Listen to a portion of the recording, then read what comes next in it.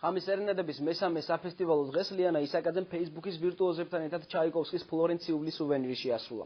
საღამოს მეორე ნაწილი კი სრულიად განსხვავებული იყო. კლასიკური მუსიკის ფესტივალის მონაწილეებმა მუსიკალური ხუმრობები წარმოადგინეს. ისინი მაყურებლის წინაშე არასტანდარტულ ამპლუაში წარსდნენ და სახასიათო კოსტიუმებში იმპროვიზაციები შეასრულეს.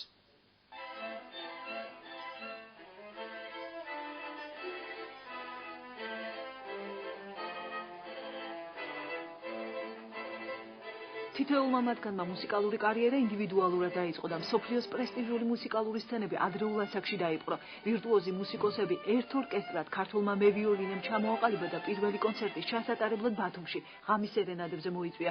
გონიოს ციხეში მესამე საფესტივალო საღამოსთვის ვირტუოზების სექსტეტმა ჩაიკოვსკის ფლორენციული სუვენირი დაუკრა.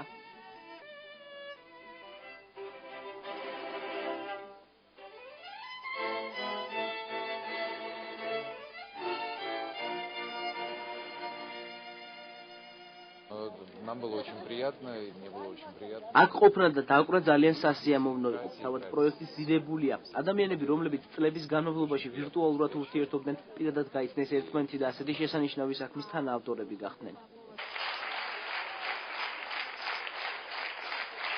სიმებონის სექსტეტის გამოსვლის შემდეგ დაიწყო კონცერტის სახალისო განყოფილება. ვირტუოზებმა ამ ნაწილში ცნობილი კომპოზიტორების მიერ სპეციალურად შექმნილი გამჭრიახი და სასაცილო ნაწარმოებები დაუკრეს. ლიანა ისაკაძეს ფესტივალში მუსიკალური ხუმრობების ნაწილის შეტანა გერმანელმა მუსიკოსმა და მხატვარმა გერჰარდ ჰოფნუნგბაშთა აგონა, რომელიც დირიჟორებისა და სოლისტების კარიკატურებს სახალისო კომპოზიციების შესრულების დროს ქმნიდა.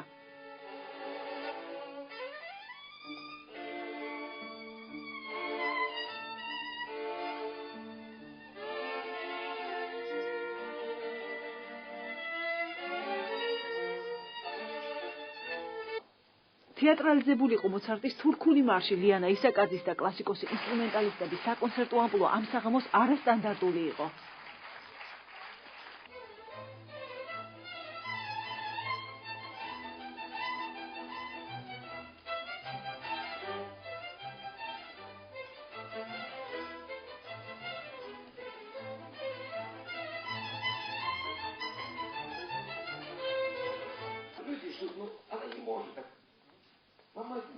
იმპროვიზაციაში მოგვიანებით ვირტუოზი მევიოლინე თეოდორ რუდინი ჩაერთო. სცენაზე ის მოულოდნელად პლაჟის კოსტიუმით გამოვიდა და სცენარის მიხედვით გასაჭირში ჩავარდნილი ცნობილი მევიოლინისტვის მარჯვენა ხელი პირდაპირ მნიშვნელობით აღმოჩნდა.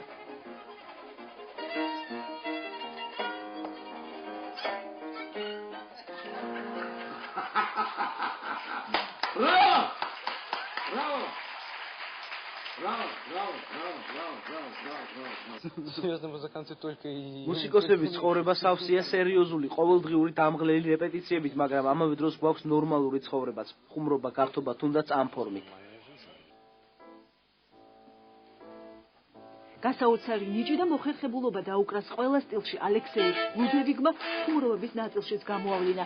მისი იმპროვიზაციების თანაავტორი ამჯერად ქართველი პიანისტი თამარ ლიჩელი იყო.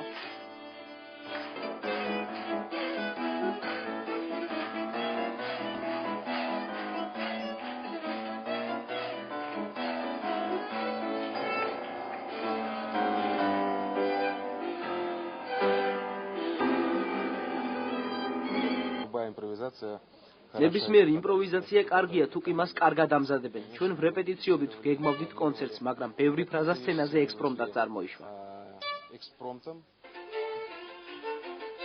შესრულების მაღალ ტექნიკას ანდრეი ბარანოვისა და ალისა მარგილისის დუეტმა ჩაცმულობის კოვბოური სტილი შეუხამა.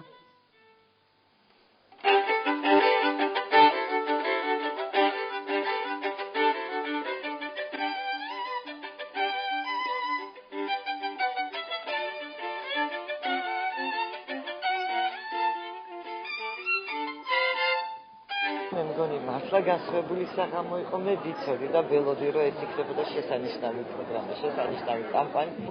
რაც ყოველთავარია მართლა მიიქცა, რაც თქვა საკონცერტო ცენტრა და არაჩვეულებრივი გარემოში გონიოს ციხეში მართლა ქალბატონ ლიანამ ფანტასტიკური ასე თქვა საღამო შემოგთავაზა და რაც შეეხება მუსიკოსები ხუმრობენ, ეს მე ბავშვობაში მახსოვს ჯერ კიდევ, მაგრამ ახლა მისი ხელახალი წარმოდგენა ბატონი რეზოს ასე თქვა გაძღოლით, მე ვფიქრობ ძალიან საინტერესო იქნება.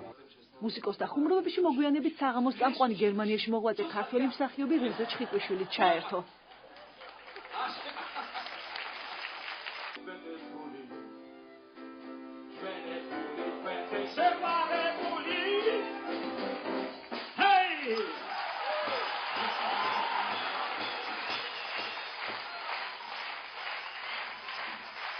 ქალბატონ ლიანა ისაკაძე რასაც აკეთებს, ხო, ეს არ ვიცი, ეს არის საუკუნის მოვლენა და მიხარია რომ მის გვერდით ვარ და ალბათ თქვენც რომ მის გვერდით იმყოფებით.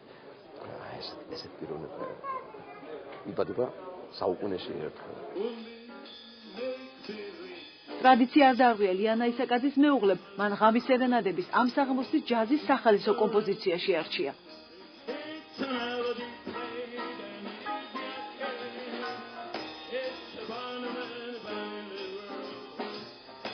ამიტანაც სიტუაციაში რაც ჩვენ ასე აფად და ის მოხდების მე მგონი გადასარევად ჩაიარა.